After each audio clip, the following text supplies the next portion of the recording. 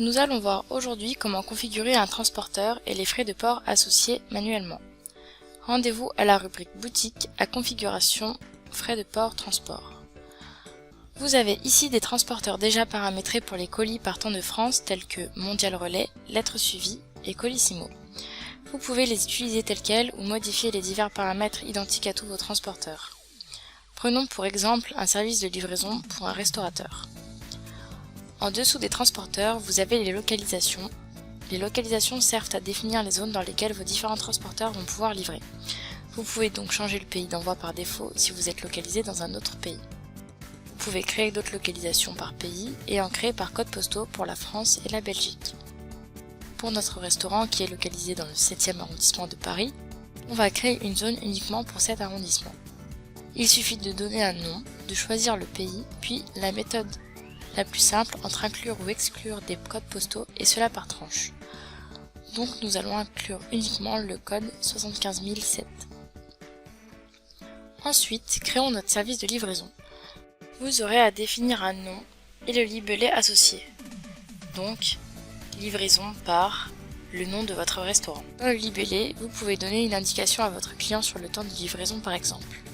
Livré en 30 minutes.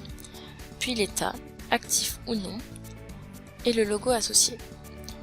Mais également les zones où le transporteur va être activé et va donc pouvoir livrer, ici dans le 7e arrondissement.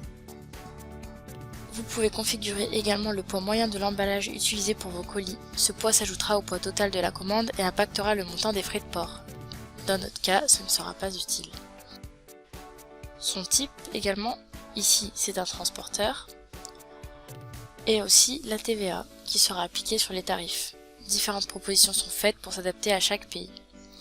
Ensuite, vous pourrez mettre en place plusieurs options telles que les frais de port offerts à partir d'un montant total de commande, seule option cumulable avec les autres options. Nous allons donc mettre à partir de 25 €. Il y a aussi l'option de frais de port par tranche de poids. En fonction du poids total de commande, les frais de port pourront changer et s'adapter.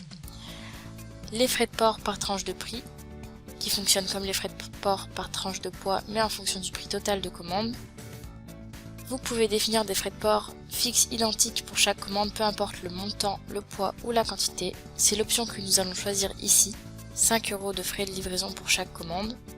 Et enfin, vous pouvez activer les frais de port par produit. Pour celle-ci, vous allez devoir définir les frais de port sur chacun de vos produits afin qu'ils s'additionnent au moment de la commande. Pensez simplement à enregistrer votre transporteur. Lorsque votre client passera commande, si son code postal correspond au transporteur, il pourra voir le service de livraison et le montant des frais associés.